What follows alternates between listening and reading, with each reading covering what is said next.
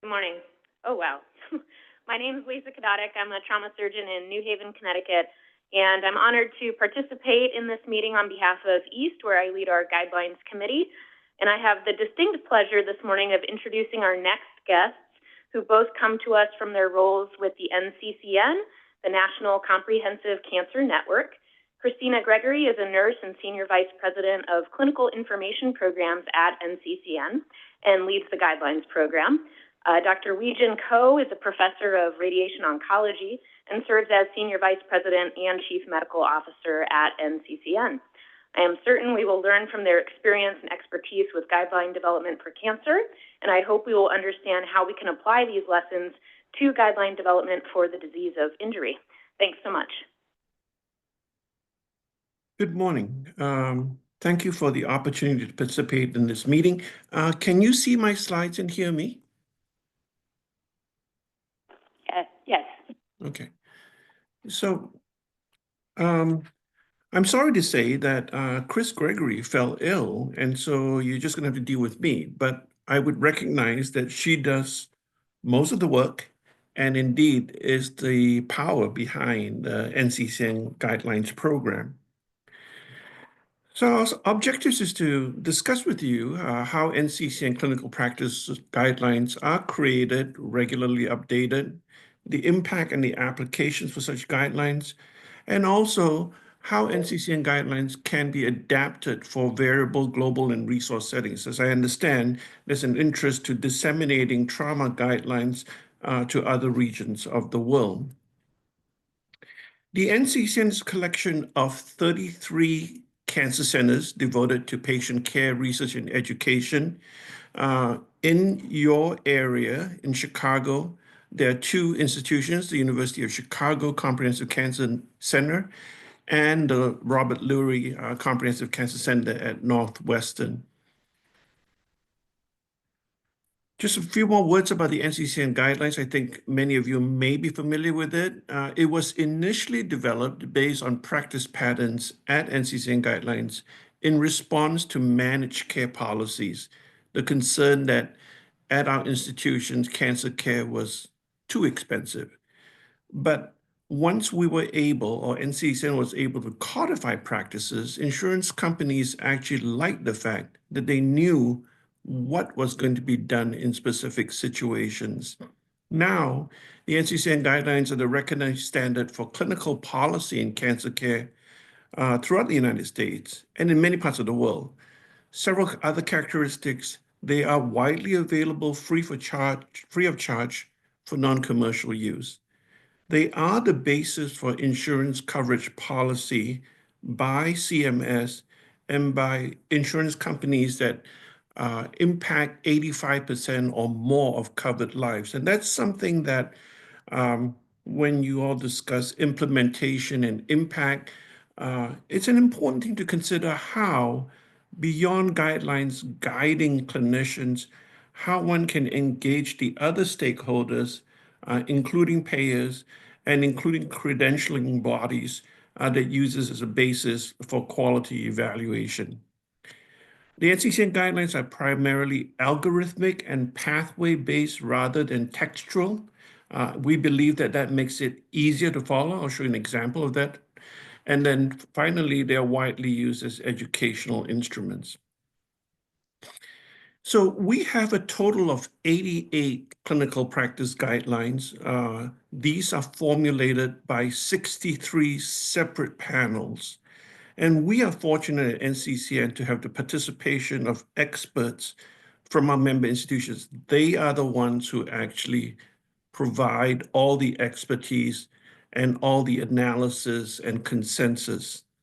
Each institution, as I showed you earlier, the 33 institutions, has a guideline steering committee that then appoints a member of that institution to serve on a panel. So each panel will have at least 33 members. In some cases, we ask for additional representation if certain specialties are not adequately represented. Our panel members contributed more than 49,000 hours of time in 2024. And perhaps even most important is that when one talked about resources, what NCCN has done well is to provide the support to these experts that give and donate their time and dedication. There are 40 guideline team members led by Chris Gregory who support the guidelines development and publication process. Each guideline panel has a guideline coordinator who collates and formats the information that is discussed at each panel meeting, and a guideline scientist that provides the systematic literature review and writes a discussion section that accompanies each guideline to provide justification and the evidence underpinning each of the recommendations. The NCCN guideline panels are multidisciplinary, and I understand that you all have talked about that.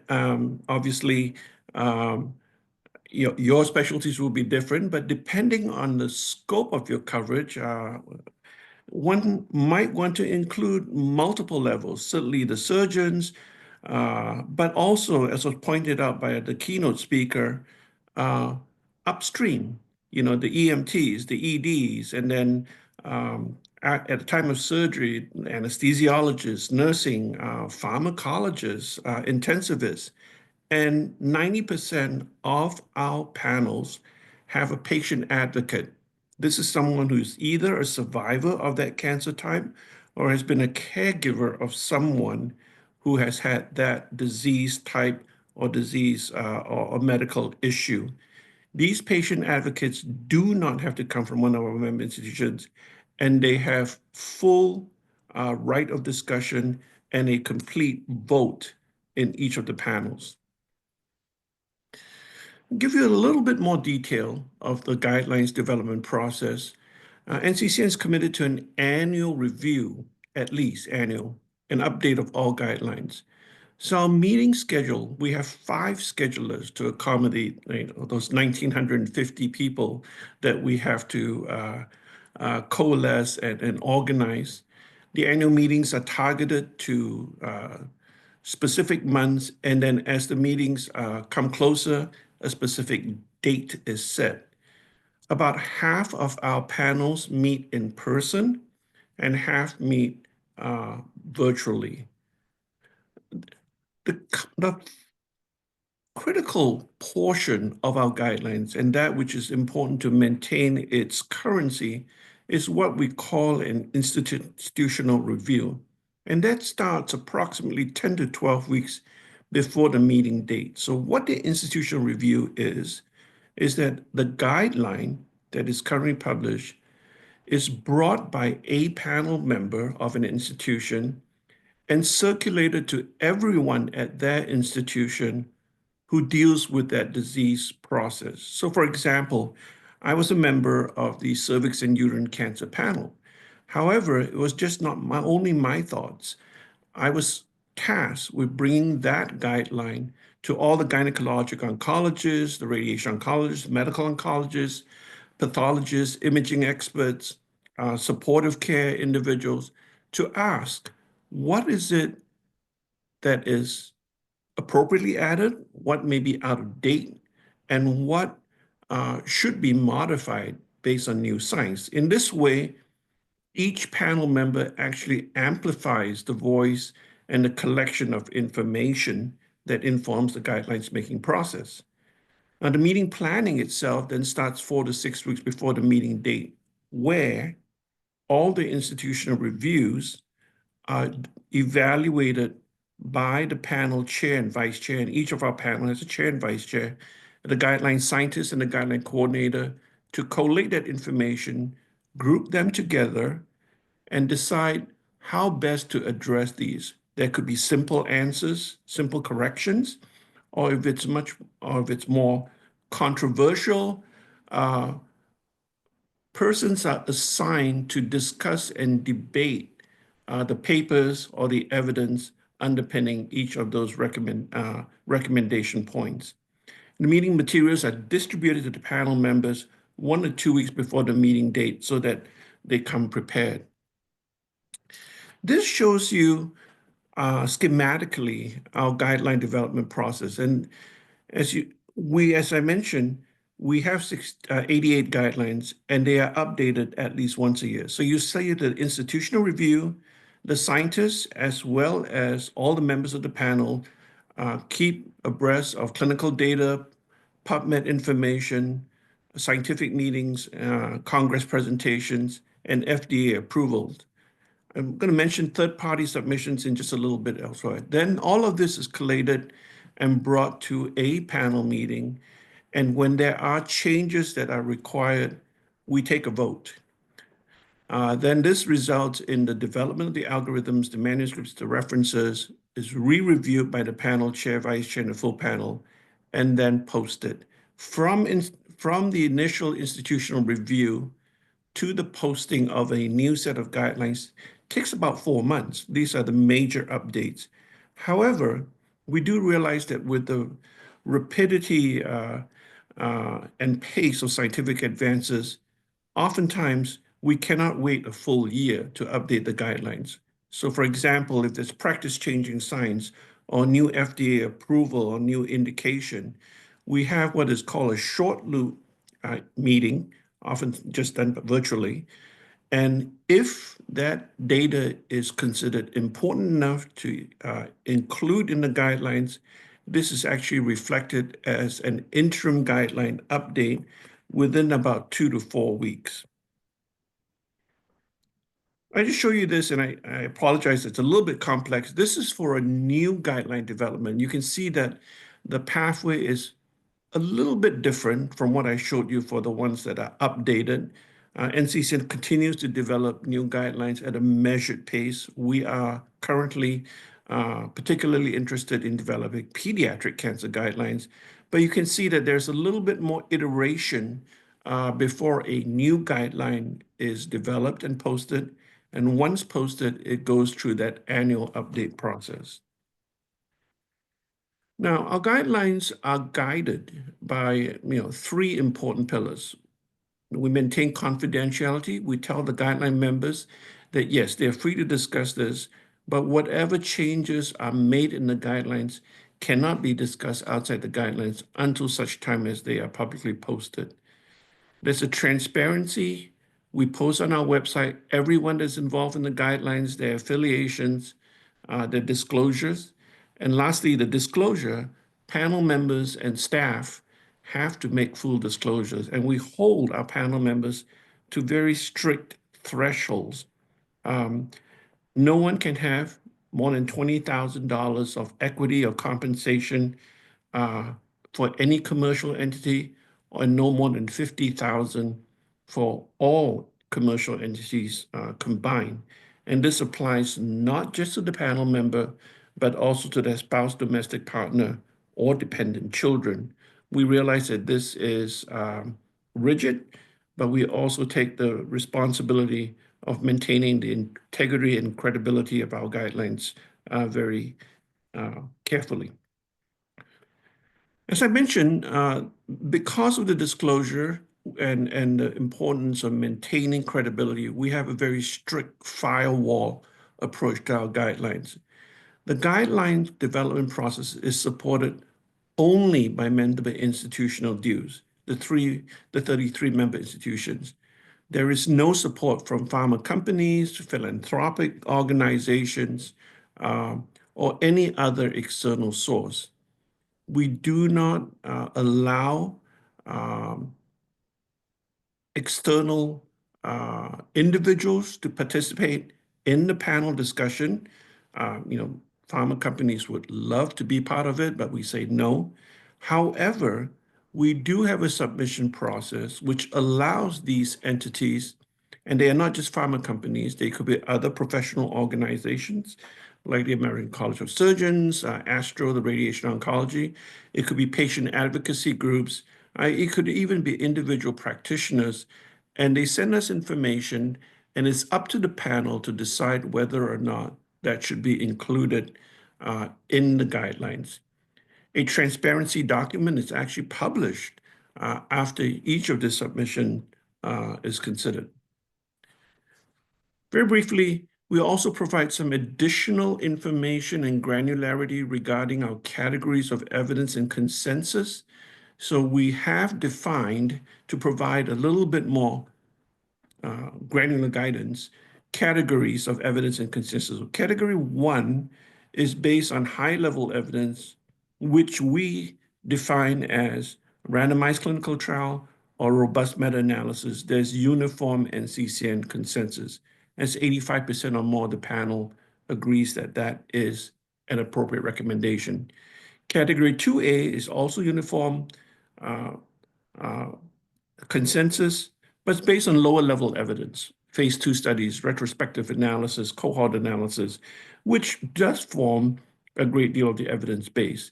And in category 2B is that there is not uniform consensus, but at least majority consensus. Category 3 is where there's significant disagreement, but at least 25% of the panel members still feel it is appropriate. It is very rarely used, category 3, and only accounts for less than 1% of our recommendations. I'm going to skip this, and I think it's already been shown in the previous slides, but we publish each annual guidelines as a version 1 dot the year, and then when there are interim versions, we publish it as interim updates, version 2, version 3. Now the guidelines power a whole variety of other products, which I won't again get into in detail, but it is developed into compendia, into guidelines for patients, and I want to briefly touch on the global work. So, as I understand, there is interest to develop this in your guideline to be applicable in resource-constrained settings. So we have developed this process where we use a combination of text coloring to determine, we use the parent guideline and we modify it, and this is led by local experts, to modify the guidelines to make them relevant at a particular country or site of practice. So the black text that remains is that from the parent guideline, which is widely available. Italicized blue text is that which is done in that country, not done in the United States, but is supported by evidence or practice patterns. And then gray text are things that are not currently available, but it is hoped that at some point they will become available in areas with resource constraints. So let me give you a couple of quick examples. In Spain, where there is good resource availability, the modifications are relatively minor. This is for colon cancer, and you can see that they have a somewhat different approach for locally unresectable or medically inoperable colon cancer. They typically do not use radiation, which is sometimes used in the United States, but they have other options for systemic chemotherapy. Interestingly, it also reflects metabolic differences. For example, in Spain and in many parts of Europe, capecitabine appears to be much better tolerated than in the US population. So their guidelines modifications reflect that. Here's another example where they add certain elements that they use for risk assessment of stage 2 disease and whether or not systemic adjuvant therapy is suggested. We also recognize the panel members, and as I mentioned, it is guided by panel members and experts from each of these countries that modify the parent guidelines. NCCN's representative is usually only one individual, the chair or the vice chair of that panel, who provides context and explanation of those guidelines. Here's one where there may be bigger changes. For example, in sub-Saharan Africa, where there may be more resource constraints, you can see more changes. That in blue is where if radiotherapy is not available, there are options to use neoadjuvant chemotherapy. And grayed out, for example, is advanced surgical techniques such as laparoscopic staging, which is not widely available in sub-Saharan Africa. So in summary, Just want to highlight these key takeaways. The guidelines are resources to inform clinical decision-making and facilitate patient and caregiver education. They are the recognized standard for oncology clinical policy and coverage determination. They can be readily adapted to inform optimal care and pragmatic levels of care in different resource settings globally. Utilization of the guidelines ensures that all patients have access to evidence-based practices. And I think, as is mentioned by many of your speakers, it does take a village, commitment, and resources to create and maintain guidelines. On that note, I want to thank you all very much.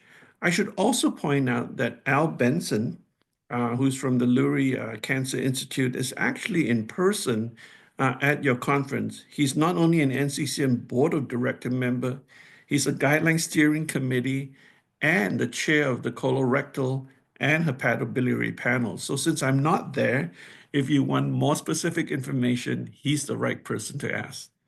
Thank you very much. Thank you so much, Dr. Koh.